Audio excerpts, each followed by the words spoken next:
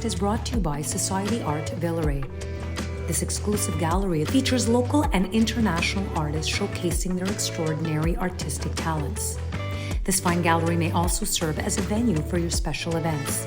You can find them on Instagram and online at societyart.ca. Thank you, Society Art Villeray. And now we return you to your podcast. We are beginning the new year. We have arrived. 2025 has hit us, and we are going to start with a bang. Word of the day, we're starting with a bang. This is going to be a super fun podcast. I'm so glad to be back for 2025. Sessions with Stef it's a blessing for me. It's something that forces me to have conversations with other amazing musicians.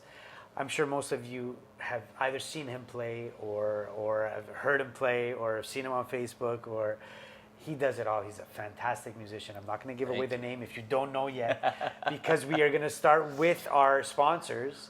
And I'm going to say hi to Lisa. What's up, Lee? Hello. How's it going? How's it going? Good. Happy 2025. You had a good holiday season? It was fabulous. It went so fast, you didn't even see it coming. Amazing. I know. Happy, like every year, right? Like every year, that's it. Awesome. So guys, before we start, let me get out of the way our amazing sponsor, Van Cropsel. He, Real Estate, RE/MAX Alliance. This guy, commercial, residential, any type of real estate that you want to sell, you want to buy, he knows it all. He's been in the game for so long. He's super calm. Nice. He's not going to in the Greater Montreal area in the Greater here. Montreal area. He's like, to me, it's his calmness. It's like, yeah, cool. Everything's chill, and that's amazing because you panic so much. That's who you want to work with. That's the second big. It's the biggest thing that anybody does in their life is buy a home, right? Right. Yeah. So is that not like the most stressful thing you could possibly do? You need somebody who's on your side, and you need to feel his knowledge, and he's got it. He's really good at what he does. You got to check him out. Lisa, you've worked with him. And RE/MAX Alliance. You know his credentials. Nice. So where can we get in touch with Van Cropsel? So he is actually Ekip Cropsel for 3840294771, VANC at remax-quebec.com or vancropsel.com. Van, you're the man. You're the man. Van the man. Yes. We're writing jingles now. That's right. That's a side hustle. That's a side hustle. Hey, anything to make money. Are we allowed to drink this? We are going to cheers right off the bat. Stef. Cheers, all the best, man. Cheers. That's good. So last week I had Gentleman Jack on the show. Now I want to Gentleman Jack's good. I liked it. I enjoyed it. The better part is that I didn't pay for the bottle. Well, that's even better. It's even better. He sponsors us by letting us use this place. And he had a bottle there. And luckily, he's a very good friend of mine. Like I said, I used your... Actually, he sent me a text because he saw the podcast. And he said, you're welcome for the booze. I got to tell you, I love this place. It is so cool. When I walked in, I didn't know what I was getting into here. But, oh my God, there's so many amazing works of art of all kinds. Paintings, sculptures, all kinds of stuff. And the different styles too, right? Yeah. The different styles absolutely. Is really cool. It's total eye candy. And are these mostly local artists, or are they from all over the place? He features artists from all over. He's got a section in the back of his stuff, like that big one with the girl there's smoking. Okay, well, that's one of my favorites. That's right? Yeah. That's like a Kim Basinger 9.5 Weeks vibe, you know? So good, You like that one, Lisa? 9.5 weeks. You're dating yourself, but I mean, hey, it's whatever. okay. It's okay. It's all right. It's okay. So yeah, and he even rents this spot out. These walls are movable, so he's had cocktails. Wow. He has vernissages all the time. Yeah. Art Villeray Society, this amazing place, and he's going to be opening up more. So that's the beauty of it. He's really cool guy. He's got all different budgets for any of the artwork you see, smaller, big ones. It's amazing. Beautiful. And he does live art. So actually, really. Down the street on St. Lawrence, there's the pianos, the piano. There's a Steinway grand piano store. Yeah. Well, there's a whole mural right next to the store that he's doing right now. Oh wow! And he literally has Beethoven, Bach. I think he put in Oliver Jones. Was it Oliver Jones? No, the Montreal pianist. Well, Oliver Jones is one, and Oscar Peterson. Oscar Peterson, yeah. Okay. And he put like silhouettes of them with a big piano. It's really cool mural. So that's on Saint Laurent, if you see a piano mural, it's him. Anyway, it's a lot of fun. It's a lot of fun. So we did the cheers. I'm going to introduce, in case you didn't know, we have the multi-talented Dwayne Dixon, guitar player, singer. I would imagine songwriter. Yeah, I have a few albums to my credits. I put out my first album in 2005, so I've written about 7 albums. Wow. So far A in few? different. Fuck. Yeah. Wow. I mean, I've done rock, I've done country, I've done blues, I've done all kinds of stuff. I mean, I'm a lifer in this. Yeah, Music to me is. It almost doesn't matter what the genre that you're in. Good music is good music, and I love music, you know. Yeah. I started off as a rocker. I started off playing drums, and I switched to guitar. I've studied classical music. Yeah, you're a drummer too, right? Yeah. So yeah, my really first cool. my first love was the drums. I mean, that's what really brought me into it, and then it just ended up that I was the second best drummer in our series of friends. So I quickly switched to guitar and became the best guitar. and Right? it served me all right. It served me all right. Yeah. So absolutely. At what age did you start playing guitar? Guitar was drums was 11 first. years old. So 9 years old at drums. You know, but I could have started even earlier. I mean, I loved music right from the get-go. It was just that, that it took a while for me, I guess, to share with my parents that I actually wanted lessons, right? I mean, you're 8, 9 years old. You don't know how to articulate your life yet. But I have to say that my dad was amazing with everything music related in my life. I mean, like if I asked him to buy me a new pair of shoes, he'd say, "What happened to the pair I bought you 3 years ago?" Well, Dad, I'm 13 years old. I was 10 years old then, you know? But he would buy me guitars like it was going out of style. He always, it was, but every day-to-day thing, it was like pulling teeth to get him to, send me to the dentist, or to get me, like a new pair of shoes. But if you need a new guitar, Dwayne, well, you got a Fender or a Gibson or a Marshall. He was always like really, really supportive to me in that in that aspect of my life. That is amazing. It is. It really is. It yields results. I'm telling you that it's knowing that your passion is catered to. Yeah. Is wow. That's I mean, cool. even before I had the talent to back it up. I mean, I was a little kid, but I had this amazing gear to play on, Did you do the sports thing as well, or was it like just music? No, it was just music for me. It was like, I was all right, we're going into a deep dive here, Stef. Let's do it. I was the kid. You remember the awards of excellence in school? Yeah. I was the kid who got the pin for just trying out. Like I couldn't do anything. I couldn't get the gold, the silver, the bronze, or anything. Thanks for trying. Right? Thanks for trying. Here's your runner-up Here's your... pin. You can wear this with pride. So no, I was all in on the music right from the get-go. Yeah. You just had to find how to get that pin. And you found it, right? Right, exactly. That's all it was. Exactly. Participation. Exactly. So you know what you want. Exactly. So when was it guitar players that once you did the switch? I'm going into the guitar stuff because I mean I've heard that's what I'm known for, right? Yeah, I've heard you play. Well, when I first started playing, I was really young, and my older brother, who's the next closest sibling to me, is 15 years older than me. I was an accident.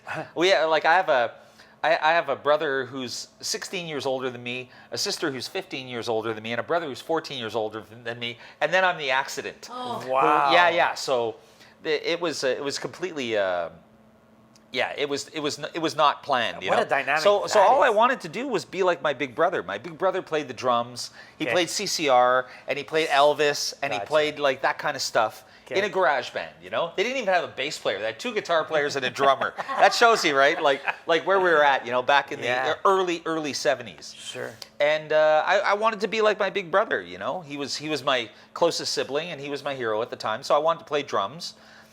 And then I was the second best drummer in our group of friends, so I quickly switched to the guitar, and that just took off then. Because really what I wanted to do is I wanted to sing as well, but I didn't know it. I didn't know it at the time, but I was a singer as much as I was a guitar player. Wow. Yeah. Okay. Yeah. So did you do like private courses the whole way? Did you do like? I just it was with our friends. Well, you remember what it was like pre-internet, right? There was no internet, there was no YouTube, there was no way to just. I'm going on guitartabs.com and I'm going to search this song, right?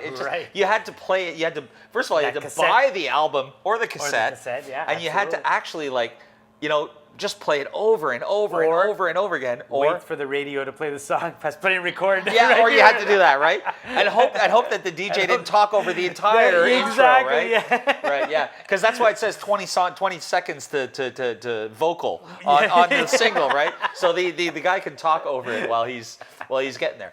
Yeah, so that's what it was for me. It was just like I realized that, and as I started playing guitar more, I realized that my I guess if I could say my true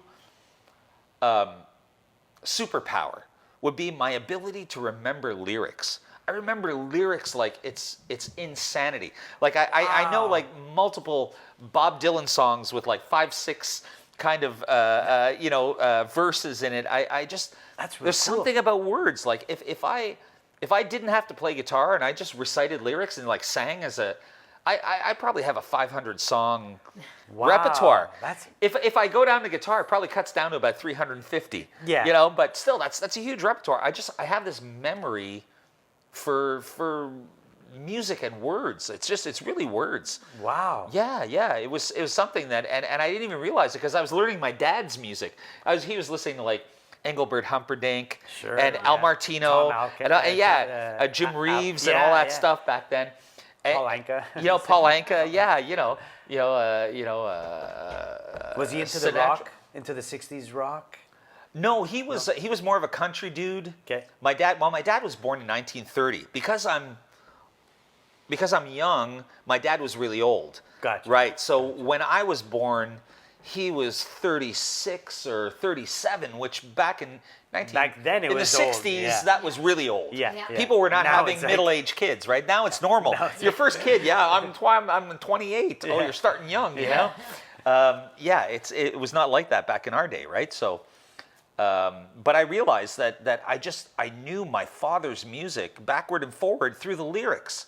Really cool. Yeah. Really cool. It's something that I've just really come to in my adult life because I've always considered myself a guitar player. But if I really think about it, I really get down to the brass tacks. I'm a lyricist. Wow. Like I know a gazillion songs, like word for word, even stuff that I haven't heard for years. It's crazy. See, I'm the complete opposite. Oh yeah. I can't remember fucking words. Yeah, but you know what? If I don't know the words to a song and I'm trying to learn it, it'll keep me up at night. I will wake up at 3 o'clock in the morning, repeating the words in my mind and I have to say, oh, what's that word? That word was this or was it that? It's like it's woke me up in the middle of the night. Wow. So it's a blessing and a curse at the same time. I can remember chords. I can remember. Really? Yeah, I just chords, not a problem. As I'm playing keyboards or whatever, I can remember chords, not a problem. I can look at a chart 2-3 times and then. And you remember. I'm good. Yeah. The lyrics, forget the it. Lyrics. I mumble. I sing the harmony. I don't know. People sometimes laugh because I literally go like, we've played a song 100 times. Like, I don't know the words. I'm just saying them. I'm making up the words, But I put my mic. Singing phonetics and you're singing the pitches, right? But I'm putting my lips behind the mic so no one can tell that I'm making it up. I don't know. It just doesn't stay, man. It doesn't. But I can. Yeah. Not a problem. I don't know. It's weird. It's good. It's good. It's a good thing to because lyrics. Well, you and I should clearly start a band. 'Cause you can yell the chords out to me, and I'll sing all the words like no problem, right? But people won't know. People notice if you don't. Anyone who loves a song, they know all the words, right? Because it touches them. Absolutely. If I'm playing the wrong chord, 90% of people that don't play notice. music, they won't notice. You hit a wrong chord, whatever, wrong inversion, whatever. Right. Wrong lyric. Oh my God, they hear it a mile away, right? Yeah, exactly. So you got the better one on that. It's the one thing. It's the one thing that everybody is agreeable upon. That it's the words that drive the song, right? 100%. Everybody wants to sing along. Yeah. That's the bottom line. Yeah. No matter how much we sit around and we work our rudiments, whether it's on the keyboards or the guitar or the drums or whatever we're doing, really what it is, everybody wants to sing that chorus with you. That hook. That's the bottom line. That hook, That's and the if bottom you add line. a beautiful lyric on top of that hook, you got him. It's done, So Which is the Beatles. Exactly, Right? exactly. And if you can subjugate yourself to that and say, okay, I'm just going to be that guy, then you can have a great time doing this. Otherwise, you can become in your frustrated. Head, in your own head, frustrated, 100%. right? You're like, why isn't it turning out the way I want it? Yeah.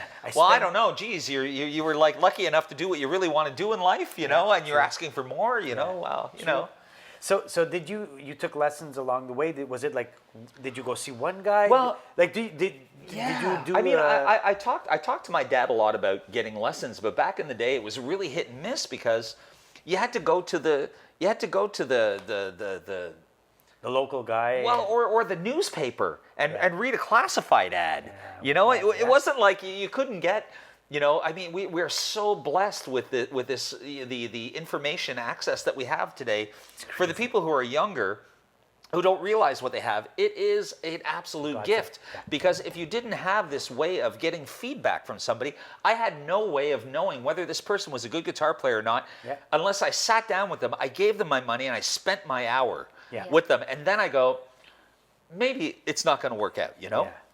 But today, now we can, you know, you have a TripAdvisor, and you have Shopify, and you have like Google, you know, like the Google ads and all this stuff. You know, the comments. I mean, you can look right away. I mean, now when I buy stuff online, all I'm doing is just like I'm checking out all the comments and reviews and what, and it's so much easier to 100%. shop online and to just get all that stuff that we wanted to back then, but we didn't know. So I bounced around walls for years trying to find a good teacher who would give me what I wanted. I didn't even know what I wanted because I was so young. I was only 13, 14 years old, right? God, okay. Like, how can you actually articulate what it is I want out of life? You don't know. Yeah. We're larvae practically, you know? I mean, Christ, you know? We're just barely beyond fetuses, you know? And so I did these guitar lessons, and I bounced, you know, around from one to another, and then I found one. I guess it was the right one because 3 months after I met this guy, I started off teaching at the school that I studied at. So this he shared with me, Mark Fleury. If you're still out there, brother, I remember you. Like oh my God, you changed my life. Wow, amazing. And he taught me because I always wanted to know how to play guitar, not how to play songs. So I wanted to know how to play anything. Gotcha. You know, so if I'm, you know, it's not that I want to play that song. I want to play guitar. Yeah. I want to know how to play any song. So I can write my own. So I can write my own, or I could figure out one that, you know, that I'm trying to, you know, that I'm trying to learn. So, and he taught me that, like, how guitar worked. And immediately I just like, I took off. Like, so fast forward a couple of years, after I took those guitar lessons, I said, well, that's it. If I'm going to make a life in music, I'm going to take it seriously, and I'm going to go to I'm going to go to university. So I went to Concordia University, and I studied 4 years in music. Jazz? In theory and composition. Okay. Yeah, I didn't do the jazz thing. Yeah. I was a guitar player. I auditioned on guitar, and then I didn't play guitar. I didn't pick up a guitar for 4 years. Oh. I played only piano. And I learned how to read scores because that's what I wanted to do. I wanted to learn how to read and write. I wanted to write string quartets and stuff like that. Wow. You know? So I didn't even touch the guitar for 4 years. I auditioned on guitar, and then I took my private courses in piano, and I just stuck with that for 4 years. So all I did for 4 years was just write piano music, violin music, vocal music, that kind of stuff. So when I got back into rock and roll, it was a completely different world. I was like, different world. Yeah. I was out for like years, but 4 years back in the 80s and 90s was like a decade more in the 2000s, right? For sure, yeah. I mean, like stuff changes so fast these days. You know, back in the day, I was like, I got 4 years. That's it. I'm just gonna learn how to read music. I want to learn how to read and write music. Yeah. Do you still do you still use your? Do I use it? Well, of course. I mean, you're a full-time musician. That's what you do. Yeah. Do you like use Finale or any of the programs to? I do. I bought Notation by Presonus. Yeah, Presonus. Yeah. Okay. So they have a bunch of great notation stuff. So whatever you write out, it will play for you. Yeah. And it's a sample of the London Harmonic Symphony playing at Abbey Road. Oh, That's really their cool. that's their sample library. So yeah, I had a great time with that, and I mean I've mostly been doing blues and rock in my adult life, but that's always something that I've held on the back seat. And now, now that I'm in my adult years, I'm going to be 60 in February. Wow. Yeah, I know. It's crazy. It blows my mind. Great. Man. Thank you. I feel like shit, but no, whatever. I'm kidding. We know how to mask it, right? But I I didn't know where it was going. I just went after it, and now that I did that I studied what I studied, I've realized that I've been holding on to all this stuff for all these years because there's no place in rock and roll for writing horn parts. Because I know how all the horns are transposed, like B flat and E flat, and you know, and all that stuff, you know. So, like, I know how all that works, but I've never used it. So I'm really looking forward to this point in my life where I'm in. You know, I'm not saying that I'm quitting rock and roll. I mean, I love rock and roll. That's what got me to play. But I'm definitely going to be doing some new things in the next week. Yeah, so it's kind of timely that we're talking about this now, because 2025 is really going to be a year where, where I've really, you know, switched gears kind of thing, you know, because I feel like I've been on the same road for 10 years now so far, and 2025 was going to be a time where I'm going to take stock of what has happened.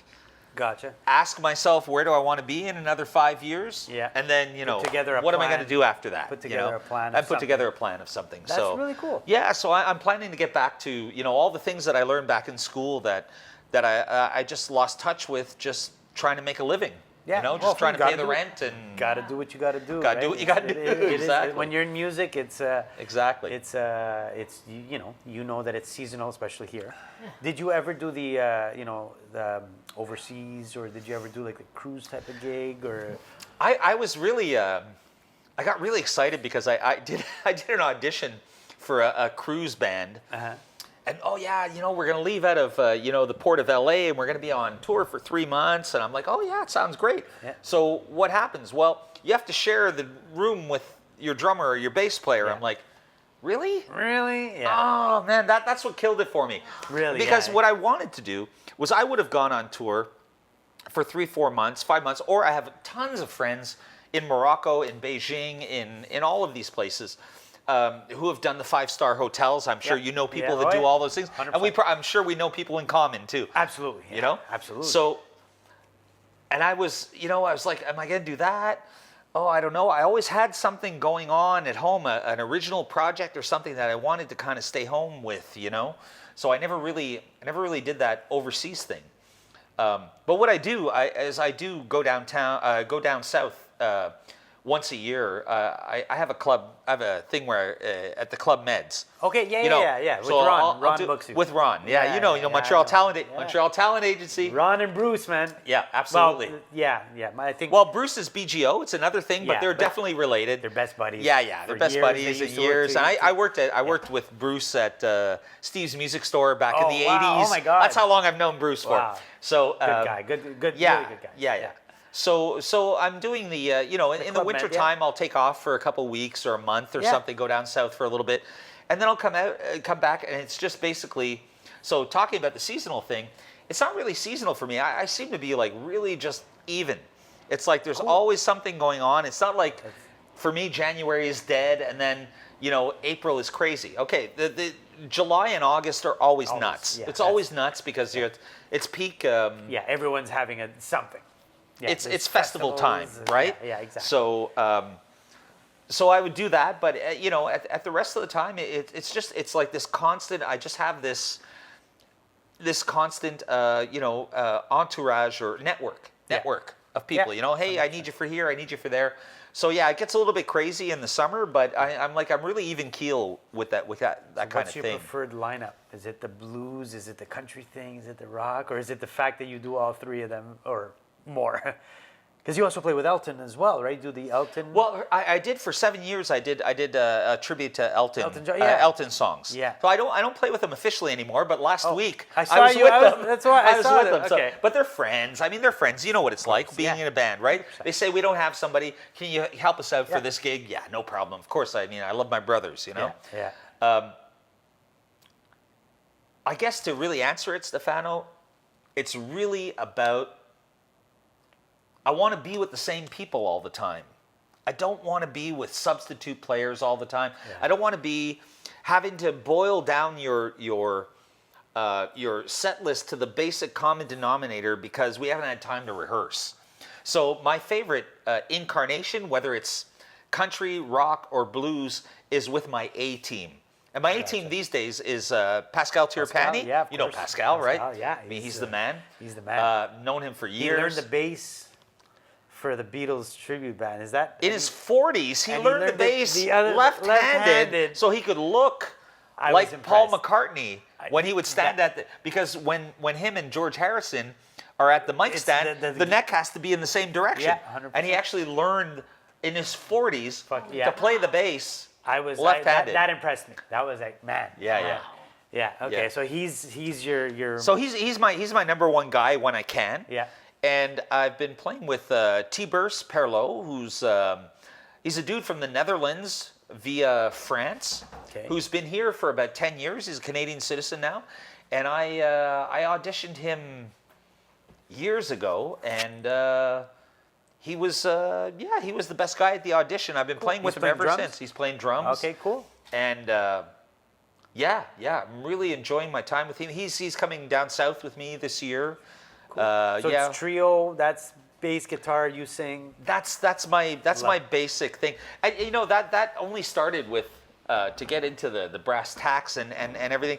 That only started with finances. Because I mean, really, I'd love to have a keyboard player, a second guitar player, maybe a horn player in there. Yeah. But I mean, you know what it's like when you have to share your pay with people.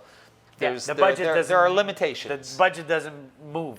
Exactly. I started playing with tracks for that reason. Like, I don't do much of it now, but in my earlier years, that's what financed me to play with the bigger band. Like, sure, you go as a duo. Well, if you can replace 2 or 3 people in the band, right? That's that many I'd less be able people. to play at any restaurant and any little a little cocktail here and there. 2 guys, you go there because the budget's the same. The restaurant says, "Yeah, I got $500. I could bring 4 people, or I could bring 2. I'm gonna bring 2. If you bring 2 people, you can pay your rent. If you bring 5 people, we're all suffering, right? I mean, but that's the way it's You have to find a way to make money, or else then you got to get another job, and it is what it is, right? Exactly. So okay, so the trio, and it's smart because I play in a 10-piece band right now, and that's so cool, though. It's fun. That's so cool when the horns and everything's happening. That's fun. And luckily we're busy, so it stays fresh because it's fun. But if you don't do it often enough, then your brain goes on full meltdown. Especially like I'm a band leader, so it's when you're like the musical director. I'm the musical director, right? Nice. So I'm calling. Nice. You got to talk back. Everyone's in here, and it's fun. It's cool when it's a machine, Right. And like you said, when there's not too many subs, because that changes the whole game. Like the whole dynamic, right? You're not doing your normal show anymore. You're doing what can we do? Yeah. What are we able to do? Mustang Sally yet again. Yeah, it's exactly. Like long train riding. Here we go again. Yeah, here we go again. That's right. But yeah, and it's good. It's fun to play. But I'm also looking. I always look to try and put together a small thing, so I could do more venues, to play more. Because why not? Well, it's funny. My blues band, my rock band, and my country band are all the same 3 guys. It's me, Pascal, and T. Burrs. Okay. We just changed the name of the band. Sweet. And even then, it's still hard to get the same guys all the time because you know what it's like. And now we've got all these casinos around town. So now it's all tribute bands and all the big rooms. It's all tribute bands. It's all ticketed. So. I don't know. Do I feel like being Tom Petty this week? Do I feel like I have a real problem? I got to say, Stef, if I have any problem with the way the music business is going right now, it's just I understand it. It's the absolute proliferation of tribute bands because it's a marketing thing. Yeah. You understand that when you go see Made in Quebec, it's an Iron Maiden band that sings with a French accent, and they do Iron Maiden all freaking night long. You know what you're getting, right? So that's what it is, and that's for all the years that I played with the Elton songs. Yeah, and I gotta see Stephen Rosati. Fuck. I'll give you a little side note too. Not only is he an incredible. I was gonna drop an F-bomb. Yeah. Not only you can drop. You can. Okay. Yeah. We're on. Right. Yeah. We can.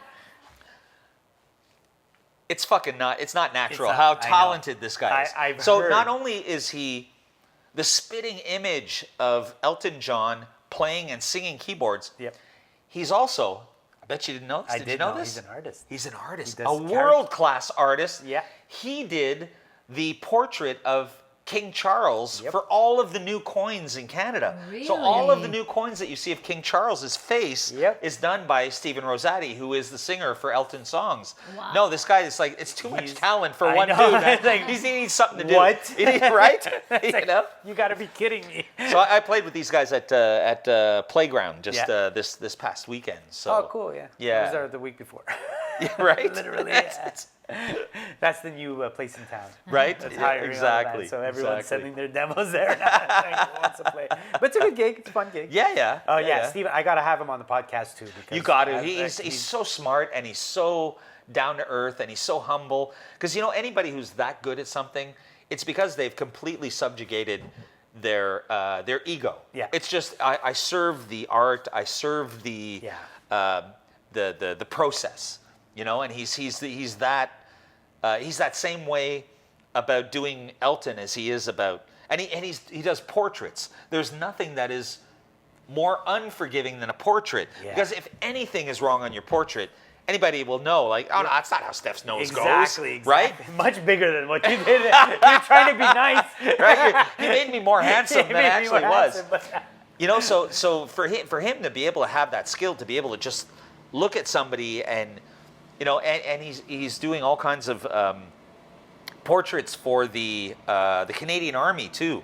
So it's like it's you know, all the generals, and when you do a portrait of a general, if the sash off his right shoulder is a 1/4 inch off, your whole painting is scrapped. Because everything has got to be exactly this way, so it's like super detail oriented. Does he take that into the band as well with the? Oh Elton? yeah, oh yeah. I mean, he blew my mind. Like the whole band was really. Have good. you seen? Yes, we yeah, did a gig at McAllen's. Okay. And I played right before or after. I can't remember if it was. I think it was probably before. Yeah, it was like a couple of years ago. Yeah. But I think you were. I was not there at that night because I would have remembered. I think you were. It was the first time I came up to you. Oh, okay. Yeah, it was an hour set at McAllen's. Yeah, that was a while ago. That was a long time ago. That was a long time ago. Then okay. I've seen you since. Okay. But there, I think it's the first time I came up to you, and because Okay. I had hired for the Brasserie. I was the booker at the Brasserie. Right, for the that's Brasserie the de whole- Rapid. de Yeah. Rapid, So and like the band sounded great, and he, wow, what a man. Comes out, he looks like Elton, sounds like him, plays like him. Yeah. What the fuck? And even now, like 7-8 years afterwards, he's still working on his costumes. Like he's got the hat, you know, and the he totally works great. that. Anyway, so yeah, there's a ton of we're so we're kind of blasé in Montreal about how much talent we have here. And I think my take on this is that it's the long frickin' winters here.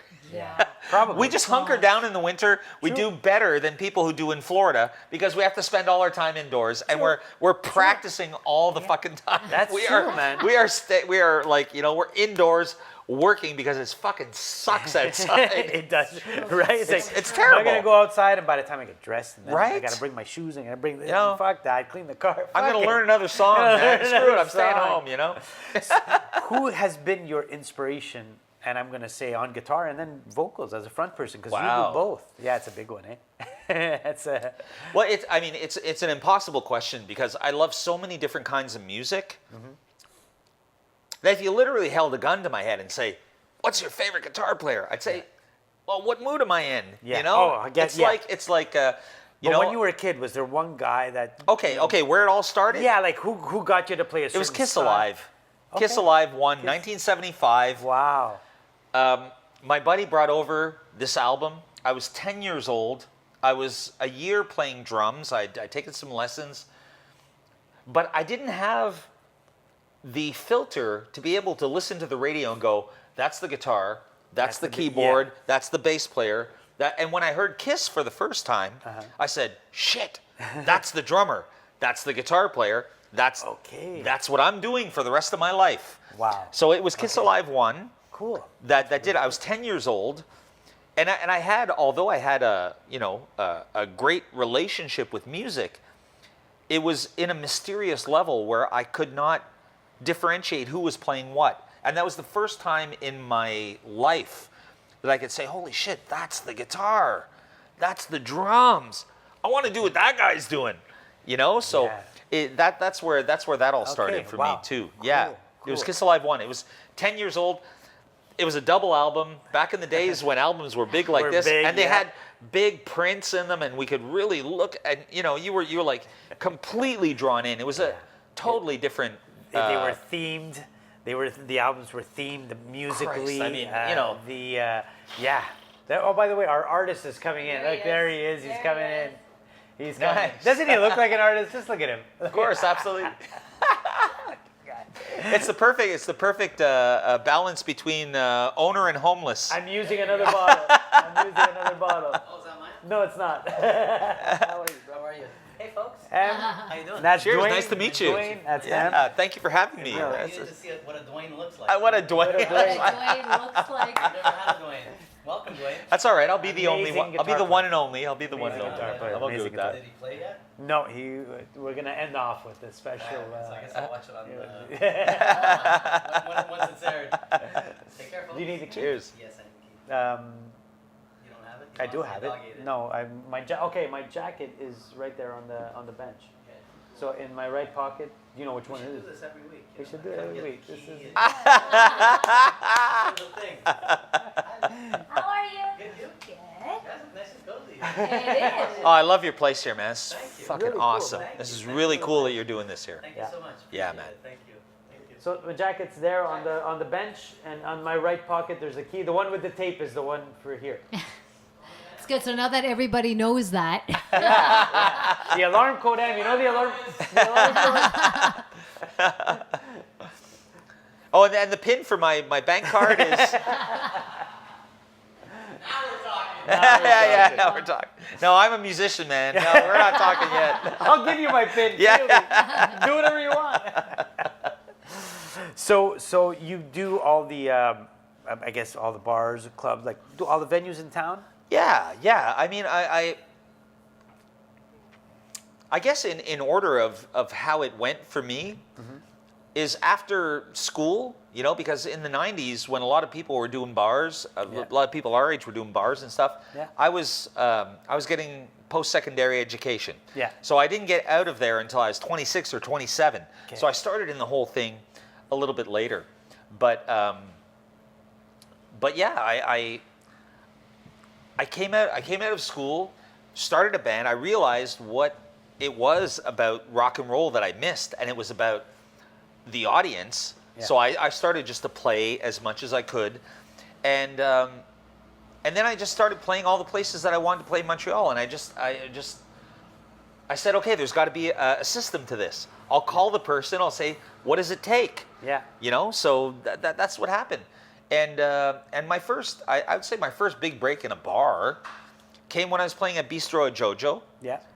I chased the owner for months and months. I know. And finally, I said, look, I know you're getting my emails. I know you're getting my voicemails. Why don't you just tell me, what the fuck does it take to play here?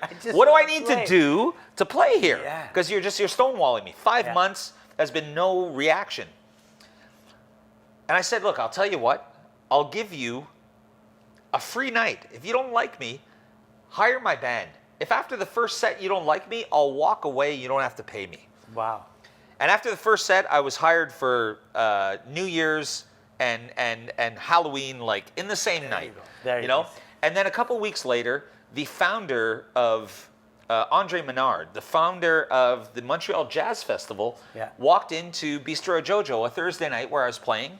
Okay. And he fell in love with my version of funny enough, he's a huge fan of Motorhead and George Thorogood. Okay. Two of my favorite bands. I was raised on Motorhead and George Thorogood. So we had this crazy thing in common. And he said to me that, oh, well, you know, in a couple weeks, my people will come to you with an offer. I'm like, who's this?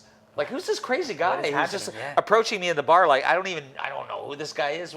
2 weeks later, he comes back. He said, my people contacted you yet? And I said, no. He said, well, they will, because I always get what I want. Okay. And I want you at the Jazz Fest this year. And 2 days later, I had an offer in my inbox to play on the blues stage at the Jazz Fest. Oh shit! Yeah. Yeah, I'm like, Wow. okay, so this is what happens when you go after what you want. Yeah. I didn't know what I was going to get playing there. I just knew that, Bistro Jojo was a well-known place that people played rock and blues, and I want to go play rock and blues, and if you're going to do it, this is where you do it. Yeah. And that's what happened. Wow. Yeah. So in 2014, like 6 months after my first gig at Bistro Jojo, I played on my dad's birthday, July 4th, at the Montreal Jazz Fest on the blues stage in front of like a hometown crowd. I mean, talk about That's fucking awesome. right, that's like the dream come true. Dream come true. Wow. 10,000 people in the field out in front of you, just like watching you play, and like I'm just trying to like just stay in my body to remember this, Holy shit. And then that happened again a few years after, so 2014, 2018, and then I got in with the people who book the blues around Quebec. So I've done like This Tremblant. 10 years at Tremblant and all over the place. And to the country thing, I did 8 years at the Saint Tite Western Festival. Okay, yeah. In Saint Tite, 10 days of country. Once a year. I did that for 8 years in a row. 8 out of 10 days Sweet. playing all these places. So I just like once I got into the the booking thing, and I said that's it. I'm going to book myself. You book yourself on everything? Well, I work with Ron. I work at Montreal Talent Agency because Ron, he's a real booker. Yeah. He brings something to the Yeah, table yeah, that yeah. I can't get. Yeah. So Ron, you earn your commission. You own There's everything. a lot of bookers, but not like Ron. Yes, That's for and sure. the other guy is Brian Slack. Brian Slack is the blues guy to Ron at Montreal Talent Agency. Okay. He's the guy who books all of the Trois Rivières en blues, Donnacona on blues, Oh my God. Tremblant, all of the All of blues them. places. So he books all of those places. So I'm working with him. I work with Ron, and I work on my own. So I have the best of all worlds. Wow. And I truly feel blessed. I just truly feel blessed by. Have you ever worked with a very good friend of mine? Well, very good. We're friends. My wife went to school with her, with Don Tyler. Did you ever, Don Tyler Oh, Watson? Don Tyler and I were in school together Are at the you same time. serious? Okay, I've got a great Don Tyler Watson story. I don't know if she remembers this, but She's the best. But yeah, she's. And you know what? We were all going to music school at the same time. So she was going to Concordia. My wife went to Concordia as well. What's your wife's name? Sheila Lindsay. She studied jazz, saxophone. Okay. I probably don't know her. Okay. But I knew. She studied with Dave Turner. Yeah, of course. Okay, Of course. yeah. Dave was the guy back then. Yeah. I mean, I know Charles. It was Charles Charles, Ellison at yeah, the time, Charles all yeah, those guys, of and course. Ray Downs. But I Dave was. literally, he didn't write a song. Well, he wrote a song because she has a silver horn. She has a silver alto, a Selmer alto. wow. And he literally wrote a song, The Girl with the Silver Horn.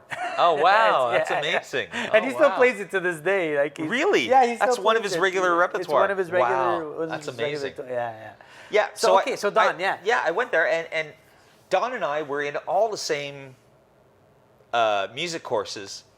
It was clear that she didn't give a crap about music theory or about any of that, but Don had it already 40 years ago. Even when she was a student, she already had it. Yeah. She had it. Yeah. It was so. I'm walking downtown one day with my girlfriend, who's a vocalist, a saxophone player, and I'm walking downtown, and I see Don Tyler Watson with her guitar on the corner of Peel and St. Catherine. She's like, "Hey, what's it?" She didn't know my name. I Yeah. mean, maybe she still doesn't know my name, even 40 years after. She's got a good memory, but. She's got a pretty good memory. Yeah. Yeah. But she says like, "Hey, you want to play a song with me?" So I'm like, she was playing guitar and accompanying herself. So I started accompanying her, and she just started like coming to life and like owning the crowd, right? And then suddenly we're on the corner of Peel and St. Catherine. This is 1989, 1990. We're in the front of the Royal Bank on Peel and St. Catherine, and we've got such a crowd gathered around us just from playing on the streets. No cell phones, no nothing. People with their camcorders. Oh my God. Blocking the intersection to film us playing because it was just it was off the hook. It was crazy, You guys right? are a dream team. Like, what the fuck, Right? man? You gotta be So you kidding me. got Don Tyler singing like everything in the world. You got Yeah. me playing on the guitar. You got my girlfriend playing saxophone. Oh my God. And then all of a sudden, we start seeing all of our entourage, like the all of our school, students. yeah. The school starts passing for us. We got all these like classical singers and other people. Suddenly we've got like an 8-piece band on the corner of Peel and St. Catherine. The whole street is blocked down. Like there's like people standing in the middle of the intersection, and eventually the police had to come and break it up and tell us to go down to Phillips Square. Just move it down the street. You can't stay here because it was it was so crazy. So how good is she with a crowd? Like, oh, amazing. she just she I don't know. Yeah. She has she like, owns it. She owns it. But she always did. She always Yeah. did. Even back then. Yeah. Even back then, she was the one that everybody wanted to be. She knew what she wanted. She knew what she had, and she did it right from the get-go. We were all like, I'll speak for myself. We were all kind of trying to get our feet. She seemed like she was miles ahead of us already. And you know what? And I know for a fact that she didn't finish her degree, and she doesn't give a shit. She does not. She does not give a shit. She did not need to. You know? She did not need to.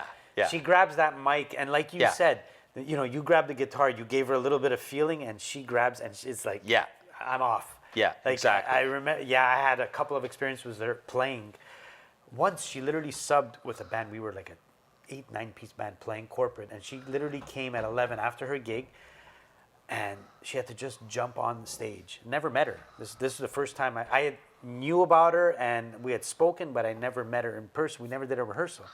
She jumped on stage. It was like she was with us for 30 years. Like she just grabbed, hey, how you directing doing, the you guys?" band and Directing everything, the right? band And you know when you've got somebody like that, you just get up behind them. Oh my God! Go where they're going. Go. Yeah. And yeah, one yeah. time I was playing a gig at some bar, and we were playing, and she came, and she was in the crowd, and oh my God, hey, hey Don, come do a song, and we did Respect, like the typical. Sure. Of course, she killed it. Yeah. And then it was with a track. I was playing as a duo, and the track ends. And then I just started jamming piano-wise with the 2 chords at the end. I swear to God, she did a 20-minute show with just on that. Just on Oh, that. yeah. Oh, She's yeah. like, oh, you Yeah. want to go? Let's go. Yeah, And let's go. Yeah. She had fucking people Exactly. singing here, there, dancing, Exactly. choreography. Like, she had them here. She is so good. I have to say that is it's an R&B, it's a rhythm and blues sensibility that the rockers don't have. That once you get into a groove like a vamp, Yeah. that vamp can go for 20 minutes or half an hour, And it doesn't feel and they like know it's how the to same work thing. it. Yeah. And they know how to work it, and they just like that becomes the show. And I cut my teeth a lot with a lot of singers who were doing R&B, and I remember very early on in my career that I think it was Freddie James's sister. Oh, yeah. It was She's great too, yeah. yeah, Freddie James is amazing. Yes. His sister, it's Rosalind. Rosalind, I think, is his sister. Yeah, right? Rosalind, yeah. We were doing, it was our first song. We were doing Superstitious, and I was always in the position of band leader. And it seemed to me like the song had run its course, and I got the band to stop. And she turned and she looked right at me and she said, "Don't ever do that again." Oh, shit. And then she just turned around with a big smile. Next song. I said, "Okay, I know exactly who I'm working for tonight." Because she could have made another 20 minutes out of that vamp. 100%, but I didn't know it, right? I'm like, Well, the song's over. Okay, well, that's it, Yeah, I mean, rock is there's a structure to a song. Like, Yes, you yes. know, blues maybe not as much. I wouldn't know. A little more A improvisation, little more maybe. open, yeah. A lot of rock songs. Like if you're playing "Sweet Child of Mine," you're playing "Sweet Child of Mine." Right? You can't go out. I mean, you could, but But you need to have that mentality. You need to have the mentality of somebody Yeah. who's not naturally in it, right? So this person, and you would say, okay, well, I've heard, Stevie Wonder, and that's not the way that Superstition goes. Yeah. But it doesn't matter. She just milked like 7 extra minutes Extra out of the minutes song, out of the and song. you missed it because you were not paying attention. My God, So music is such a. it is.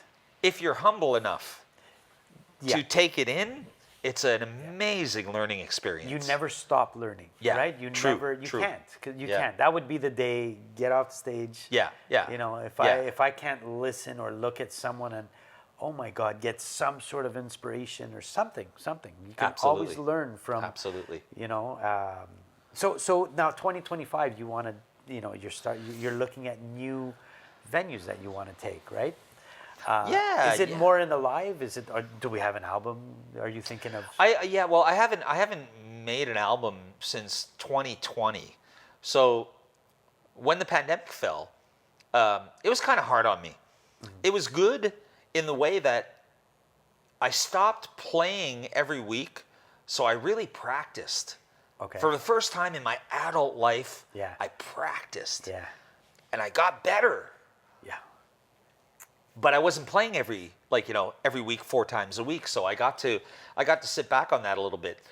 What the negative side was that the lockdowns made me more hesitant to put the 200 plus hours in that you would need to write a new album. And not only that, I want to say as well too, it's apart from the pandemic, but it coincides temporarily with the pandemic, is that people just have stopped buying CDs. Yeah, it's finished. Right, it's done. Like that's like the 8-track tapes, man. Yeah. You don't buy, like, CDs are not included in computers anymore. Yeah. They're not included in cars anymore. Basically, the only way that you're going to have a CD reader is if you have a stereo system at home with a CD reader. Yeah. So here we are, into, the world of streaming and everything. And it's beautiful. For all of this it's beautiful. Yeah. And I embrace it. But it was a challenge to get over that. So now that I'm 4 years down the road, when the lockdown first happened, I started going crazy. I said, I'm going to give myself a job to do. Every week, I'm going to write a song, I'm going to record it, and I'm going to release it. So I did that for 8 weeks. Wow. March 2020 to May 2020, about. For that 8 weeks there, I just did a song a week, and I released it every week just to keep my head, Yeah. But this will be, this will be the first, 2020 and 2025, it'll be the first time in my adult life that I've not put out an actual album for 5 years. Wow. So it's time, man. It's really, really time. It is. But at the same time, I'm excited about it again. I'm ready to go. And that's important, I have right? something to say. You don't just want to go through the motions and do it just cause, Yeah. So I really feel like I have something to say. I'm at a new place in my life, where I'm ready to embark in something new. And I have no idea what it's going to be yet, Steph. Yeah. I have no idea. But I'm just writing for it right now. So some things sound like... Do you start with the lyrics or do you start with the music? Every song is different. Okay. Every song. Sometimes I have the lyrics written A to Z, and then I will put the song to it. Okay. Sometimes I have the song, and I say, this is just such a cool groove, I have to make lyrics work to this. Gotcha. So it's always different. Okay, every song is completely different. That's amazing. It's not it doesn't become mechanical, it's not like it's always the same thing, exactly. right? It's not. Sometimes it becomes a formula. Yeah. And there's, and I can hear it in the artist. It's like, they just do it the same way. So I'm not feeling the inspiration anymore. It's like, it feels, some of it feels contrived, Yeah, exactly. But whereas, it's like, no, it's just something cool. And then it goes in the bank, and then, that's amazing. And we also have to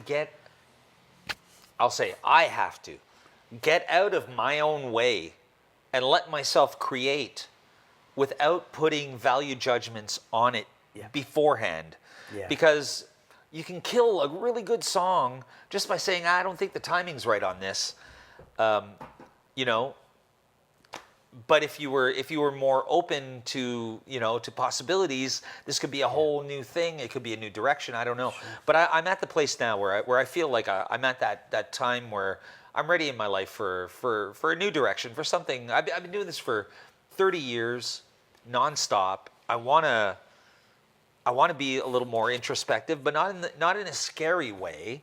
Sure. In a way where, look at all of this technology that we have and all of this ability to put out new content. Well, now I'm in charge. It's not the record companies. Yeah. It's whatever I want to put out. If I'm willing to see it through, I can do it. It's your stamp. Only your stamp. Yeah. Which is good. which is cool. But along with that comes all of the responsibility that usually falls on somebody else's shoulders. Right, yeah, you know? and then the marketing, this, right, and all that stuff. Like, so but I just I mean, honestly, I just feel so blessed that I'm capable of paying my rent and making a living doing what I do. I'm really blessed, man. I'm really blessed. Every day I wake up, I just count my blessings. It's that cliche, but it really is. Like, I'm there in my life because I think anybody who has really been able to do this for any length of time, or can do it with any kind of disregard for anybody else's opinions, because I've done this on my own dime. I said, well, hey, if I wanted to make money, I'd become an investment banker. I'd become a 100%, capital venture capitalist, a real estate, a real estate dude. I'd get into something where I could actually make money. But I mean, really, I'm in music because I love art. Yeah. So the more that you can distance yourself from the need to make money and the creation of your art, I think the better off you are. Yeah. 100%. So I'm in a point right now where I'm old enough to not give a shit, and young enough. 90% of the battle. Which is, and I'm young enough to still have enough time in front of me that if I don't get it this time, I'll get it next time, or I'll get it the time after. Like I'm not gonna check out in 2 years. Yeah, exactly. Gotcha. So it's great that not giving a shit is so. I don't know what it is. People fucking flock to the not giving a shit. It's a feeling. And for some reason, people are because it's authentic. I think. I guess it's authentic, man. Because when you're worried about what people are thinking of you, you're not being yourself. Yeah. You're being somebody that you think somebody wants you to be. I guess. You know, and I've been guilty of that. At many times in my life. But it's the ability to just say, okay, you have your opinion. I have my opinion. And this chord doesn't work in this song for some reason, but I like it.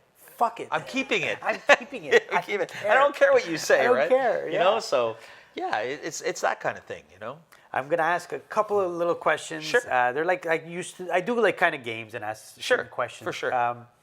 So the one question which Lisa came up with once, it's what's your favorite lyric of a song? Wow. It's a hard one. It could be even one of your songs, right? Meanwhile, he's got like 7,000 songs. I know. I've got a gazillion songs going in there. Well, I'll say a friend of my friend Bruce Cameron, who's an incredible keyboard player. He plays with Eric Lapointe. And, okay, cool. He's been a bud for many years. His favorite line of mine is from my song called Working Man Blues. I wrote this in 2016, and it's just crazy how you don't even know what you're onto. I was talking about inflation in 2016, long before there was like real 25% inflation, And he said so. Like one of his favorite lines of mine was like, "I owe so much money, I can't even afford to die. I got the working man blues." Right. So that's a great lyric. It's a good lyric because everybody. Because what I vibe on is the universality of your message. That's why love songs work. Yeah. Everybody's been in love. Everybody's been in an unrequited love relationship. Everyone's been in a bad love relationship. Everyone's been in a needy love relationship. Yeah. So there's something universal about that love relationship. The other thing is like just making a living, just trying to scrape by. Just getting by is the new flying high. Is a lyric that I never even wrote. I wrote it, but I never actually produced the song. Fuck. But getting by is the new flying high. Wow. So that's like, that's amazing. It's right? It's pretty cool. And now you said it on the podcast, so no one. So now I'm going to have to write a song about this, Yeah, no one could take that. That's all right. He said it first. That's all right. That's all right. But, it's like that's where I'm at writing things like that. It's like, if you write it, okay, unrequited love. 10 years after you write that song, are you still going to feel about that person the same way? About the way you felt in that moment? In that moment. But there's other things that are really like, just like with us all the time. Like, the cost of living. Yeah. I got a broken heart. I'm going to try again. I'm going to, So yeah, universal stuff, right? favorite lines in the songs are the ones that really touch us all on a universal level. So a couple of them were mine. It's so hard to say. Like I'm so bad at like who's your favorite guitar player? What's your favorite song? Like I can't do that stuff. It's so hard. There's too much. There's too much good stuff. And you can't, because you're going to pick one, and there's going to be four other guys that they could have easily been that. In half an hour, maybe it would be the other guy. Exactly. And, Exactly. Okay, another quick question. This is the first thing I'm going to ask you is Working Man Blues. Do you now I can get this on Spotify? Everything I have is on Spotify. You just put Dwayne Dixon, Dwane with no Y. No Y, yeah. D-W-A-N-E, yep. D-I-X-O-N. You put that into Google and you will find me everywhere. I'm like... we could have played a song, but it requires a setup. I'm going to play your song. I'm going to play Working Man Blues. Okay. So right at the end of this podcast, I'm going to play is there a video with it, or is it just a song? Just audio? There is a live version of it if you want to put a live version. I'll do that, absolutely. Yeah, I think I have a live version of that, yeah. That's amazing. I will definitely put that live version. Cool, and we can hear the lyric live in the flesh. Yeah, exactly. That's a really cool. So I do these things, and then you hope that what you do touches other people, and that's what's going to keep coming back to you. Yeah, So the things that people comment the most on are. Yeah, it's those universal concepts of life. People want to hear their own story in your song. Or they want to correlate or identify That's somehow. The word. That's a good word. They want to identify with the principal subject in your song. That flying high is the new high. Like getting by is the new flying high. Right. That's like that came around the same. That could have been the same song as Working Man Blues. It could have been a line in Working Man Blues. It just didn't fit in, but. It goes to show you where we are right now, right? But everyone will correlate differently to that line. Right. It could be in art. It could be in, it could be financial. It could be in their job. It could be in their education. It could be anywhere. So it's how they react to that line. They hear it, oh my God, it's wow. Well, and that's the thing about being an artist. There's no being an artist or a musician. I mean, when I say artist, I mean all of this stuff. There's no being us without them to interpret what we're doing. 100%. So, you're in an echo chamber of a bunch of different musicians, or you have an actual echo chamber of people who actually love what you're doing and are giving you feedback on what you're doing. But without that dichotomy, it's a dyad. It's a relationship. We have a relationship with people that we don't know, right? 100%. And we're hoping, I'm hoping that I'm a good companion to these people, Absolutely. So what's your year looking like? Is it the typical, the regular gigs, then come festival time? Usually what I do is in February I take off for a couple of weeks, and I go down south for a little while. It's like the reset. Yeah. After Christmas and the New Year's and all the hoopla, do a little reset. I hate winter. As much as, I'm a Canadian and I'm a northerner and all that stuff, it sucks, man. I mean, come on, let's face it. It sucks. It sucks. I just want to get as much sunshine as I can at that time.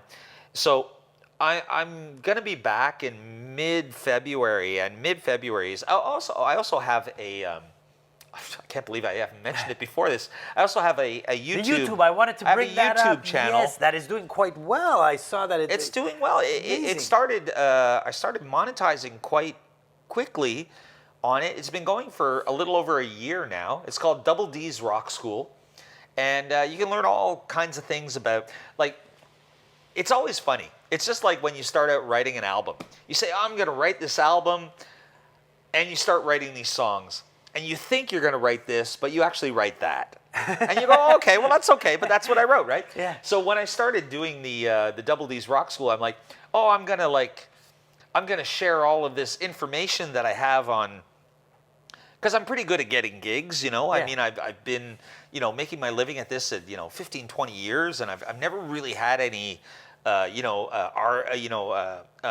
agents or anything that. I have people that I work with, but... Yeah. And I'm looking at this and I'm thinking, oh, fuck, lost my place. I'm sorry. So the school, the YouTube channel, the school. Yeah, of the rock. YouTube So channel. you wanted to do one. Yeah, form of it? I thought I would go on there and I would tell everybody everything I know about music and everything. But the funny thing is that it's this one weird thing. It's like open tunings. Okay. So it's about open G and open D. And Wow, So it's like okay. all of a sudden I'm the open G guy. It's like, oh, you want to know all the songs that the Rolling Stones did in open G. All the songs that, I even put my own songs up there. I said, okay, I'm flying in the face of the recipe. I'm going to say top 10 open G songs, and I'm going to give you 3 of my own songs in there. Okay, wow. That you've never even heard of before. Wow. And people are commenting, oh, your songs are really good. And I'm like, okay, I didn't think this was going to happen. I thought I'd be talking about music theory and like scales and all kinds of stuff, if you're right? doing this type of song, do this kind of all the stuff that I spent the big money to know, right? Which nobody gives a shit about, really.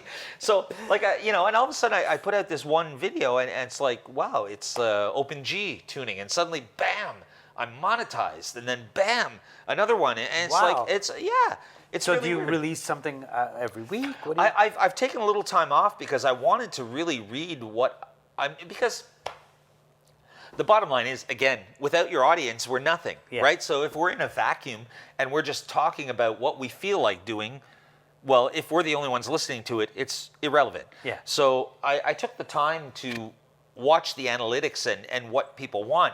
And now I fully understand, after about a year into it, that my group of people are people in their 50s and 60s who are in retirement right now, who are picking up guitar from when they were a kid.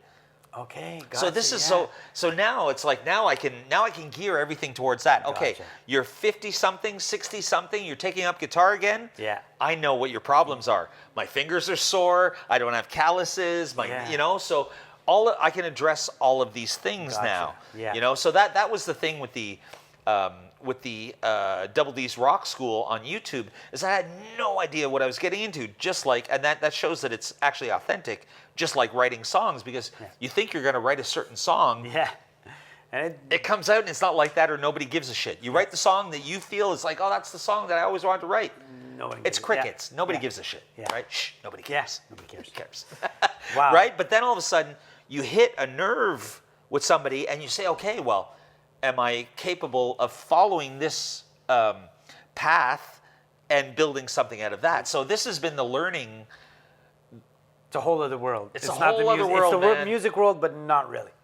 And I thought I knew what I was doing, but now it's like, am I going to serve the people that want something from me? Yeah. Am I going to give them what I want, or am I just going to be, no, I don't feel like doing that. I'm going to, so it's really, and it's this technology, because with this technology, we can go live, we can get the people to tell us in real time what they want from us. Yeah. That's the amazing thing. And people are not scared to tell them what they want. That's the Oh, no, that's from behind right. the computer, they're Right? easy. Right? Yeah.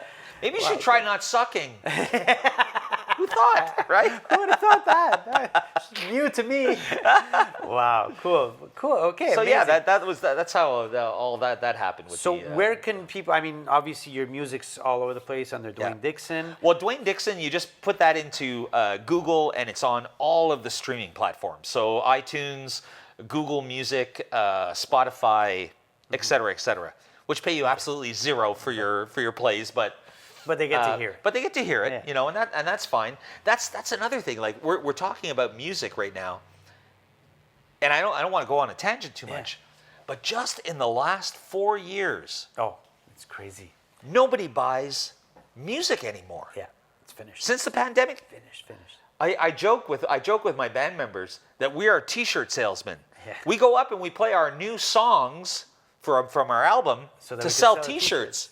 Yeah, Because nobody buys records anymore. it's nothing. Zero. And I mean from 2016, 17, 18, 19, 20, 21, 22, 20, I can see where I have yearly, tallies of how many T-shirts versus how many CDs versus how many stickers versus how many mugs versus how many, and now it just all goes to T-shirts, and nobody's buying music anymore. It's crazy. It's just like, I will play Tremblant and I'll sell 30 T-shirts, but I'll sell one CD. because that one person says, I don't even have a CD player, but I want to, I want to have a. I want to have Can you sign it? Yeah. Right. You know. Wow. So that's what it is these days, and now it's like, yeah, we're T-shirt commercials. Yeah. It's sad, eh? Even going to see a show as a musician, because no one's making money on the album, you're paying fortune to go see them live. Like it's the prices are ridiculous. And not only that, because the record companies are not selling records anymore, they have what are called 360 deals, which means if they sign you to a record deal, they don't just want a percentage of your album sales. They want percentage of your T-shirt sales. They want percentage of your ticket sales. They want because the record company as we know it has imploded. It does not exist. Exactly. So be a marketing company. And we are marketing companies right, now. That's the best way to. Yeah, absolutely. Crazy. Okay, so if anyone wants to book Dwayne Dixon, is it all Facebook? They can find you on Facebook. Message, Dwayne Dixon. You just put Dwayne Dixon into Google, Instagram, and you'll find me. Google, so Facebook. They can get in touch with you. Instagram. They want to hire. I want a blues band. I want. Well, DwayneDixon.com. Amazing. Okay, go on the website. Perfect. Wow, Dwayne, I'd like to thank you for coming on. It's absolutely my pleasure, Stef. It's been a while in the making. It took a while, but it's great. Hey, there's a lot of fun. 2025 is a new year, man. 2025. Fuck yeah. Bring on the new year. Let's bring it in with a bang with Dwayne. Guys, you got to check him out. Check out the music. Listen to his stuff. Download. Buy a fucking T-shirt. We need to support. Go to the show. Buy the T-shirt. That's what we need. That's what we need, right? Because the musicians and the artists and the singers, we need to make right. some sort of money so we can keep doing the art, you know? I mean, exactly. It's an art form, and everybody loves it. Everybody gets attached to music. It's so important in life. Yeah. Fucking fund it a little Well, bit. I mean, when we were kids, really, it was our identity, right? It is, 100%. It's like you're a rocker or disco sucks. And that's all there was. There was two options when we were 13 years old, right? That's Absolutely. You know, I had a DJ company. I'm not a DJ. I hate it. But I had a DJ company. And hey, you want to make money. I get it. Back in the day, right? Yeah. And so I used to tell my DJ, it's not about how you mix because no one can tell. And it is important, but it's secondary. It's a small percentage of people that pay attention to that. If you can pick the song that person can relate to. Yeah. You got them. Exactly. He's the best DJ. He played that song, and I remember making out in the corner in fucking grade 8. You relate to that song, you remember it, and that's the power of music. The timing was perfect. The timing was perfect. It completed the story. Exactly. And, you know. Yeah, so, absolutely. Guys, thank you, Lisa. Thanks for being here. No problemo. As I say bye, you're going to see the video is going to be starting to play sometime now, and we're going to end off with that. But I'd like to thank Dwayne again for coming on. Go check him out. He's a monster guitar player, great singer, great all-around, fantastic musician, fantastic band, and great guy, as you can tell. So, guys, go check him out. Thanks for subscribing. Sessions with Stef, Double D's Rock School. Keep it up, subscribe, tell your friends, leave us a comment, do all of that stuff, and enjoy. Sessions with Stef is now done. No matter how I try, I can't seem to get ahead. I load 16 tons, but I'm deeper in debt. I got the working man blues. I got the working man blues. When Friday come around, ain't got a penny left for you. I wake up every morning and work like a slave. The boss be getting rich, but I'm just barely getting paid. I got the working man blues. I got the working man blues. I can't catch a break. Lord knows I'm paying my dues.